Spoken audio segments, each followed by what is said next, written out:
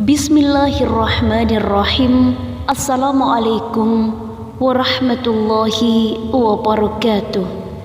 Sahabatku yang dirahmati Allah, antara ujian dan azab banyak yang masih kurang memahami dalam membedakan kata ujian dan azab yang ditinjau dari sudut pandang musibah atau cobaan secara umum.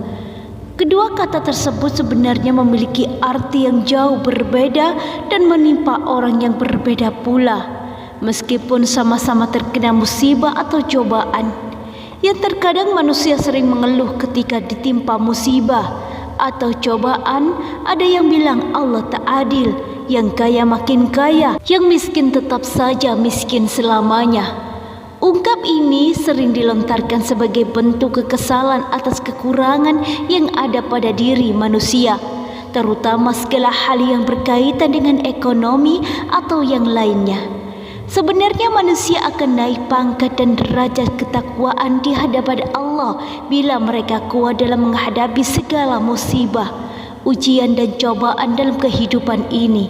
Ali bin Abi Thalib pernah berkata, Allah akan menguji hamba-hambanya dengan berbagai macam ujian berat, juga mencatat segala usaha sebagai bentuk ibadah, dan mengujinya dengan berbagai macam cobaan. Tujuannya adalah agar manusia tak memiliki hati yang sombong, selalu rendah hati, juga sebagai kunci mendapatkan anugerahnya dan membuka pintu pengampunannya. Bila manusia memahami segala cobaan hidup yang ia rasakan merupakan proses pendewasaan diri agar selalu menjadi pribadi yang lebih baik, maka ia akan selalu berusaha dan berdoa serta selalu berpikir positif kepadanya. Ketika seorang hamba bisa memahami antara kedua kata tersebut, sebenarnya manusia itu bisa memahami mereka itu sedang diuji atau diberi azab. Ujian merupakan musibah yang menimpa orang-orang yang beriman dan rajin beribadah dengan tujuan untuk menguji keistiqomahanmu dan menguatkan keyakinannya. Dalam Al-Quran Allah berfirman, bahkan kita jangan mengaku dulu beriman sebelum kita diberikan ujian yang berat, seperti sakit, kurangnya harta, takut akan kelaparan, fitnaan, cacian, makian dan sebagainya. Allah Subhanahu wa taala berfirman, tiap-tiap yang berjiwa akan merasakan mati. Kami akan menguji kamu dengan keburukan dan kebaikan sebagai cobaan yang sebenar-benarnya, dan hanya kepada Kamilah kamu dikembalikan. Al-Quran Surat Al-Anbiya ayat 35. Dunia ini adalah medan perjuangan seorang mukmin untuk menjadikan manusia sebaik-baik hamba yang dinilai dari amalnya. Allah Subhanahu wa taala berfirman, Maha suci Allah yang di tangannya lah segala kerajaan, dan Dia Maha kuasa atas segala sesuatu, yang menjadikan mati dan hidup supaya Dia menguji kamu. Siapa di antara kamu yang lebih baik amalnya, dan Dia Maha perkasa lagi Maha pengampun. Al-Quran Surat Al-Mulk ayat 1-2. Syarat agar lulus dalam ujian yang diberikan Allah Subhanahu wa taala, kita harus ikhlas menerimanya dan sabar serta tawakal dalam menjalani semua ujian yang diterima.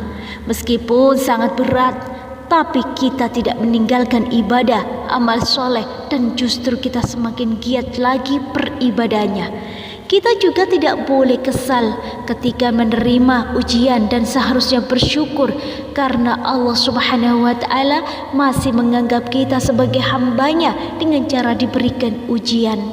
Tapi jika sebaliknya, ketika kita tidak beribadah dan ingkar ketika mendapatkan ujian, berarti kita gagal. Azab adalah cobaan yang menimpa orang-orang yang selalu melalaikan kewajiban dalam beribadah kepada Allah Subhanahu wa taala. Tujuannya yaitu sebagai peringatan agar kita mau bertobat dan kembali lagi beribadah kepadanya serta menyesali segala perbuatannya. Sebagai seorang muslim, tentu kita yakin dengan azab dan nikmat di kubur. Hukum asalnya azab dan nikmat kubur ini adalah perkara yang gaib. Meskipun hal ini adalah perkara gaib, kita sebagai orang yang beriman tetap meyakini dan membenarkan azab dan nikmat kubur. Allah Subhanahu wa taala berfirman dalam Al-Qur'an surat Al-Mu'min ayat 45 sampai 46. Dan Fir'aun beserta pengikutnya dikepung oleh azab yang sangat buruk. Kepada mereka dinampakkan neraka pada pagi dan petang. Dan pada hari terjadinya kiamat, dikatakan kepada mereka, masukkan Fir'aun dan kaumnya ke dalam azab yang sangat keras.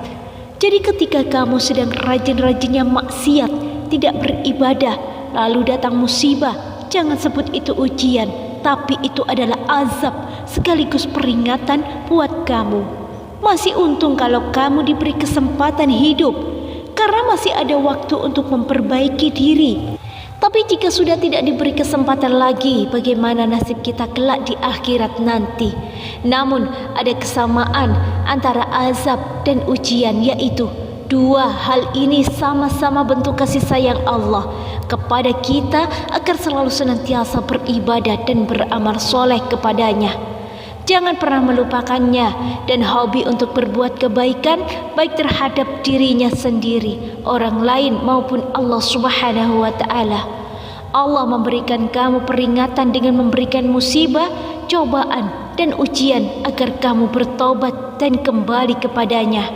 Apakah itu bukan bentuk kasih sayang Allah kepada kita? Karena kita sudah diingatkan, dan sebenarnya peringatan yang disampaikan Allah kepada hambanya. Namun terkadang manusia enggan untuk memahami dan menyadarinya. Allah Subhanahu wa taala mengingatkan kita dalam firman-Nya.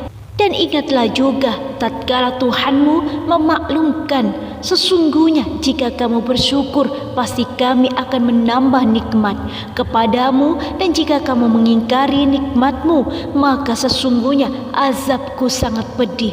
Al-Quran surat Ibrahim ayat 7.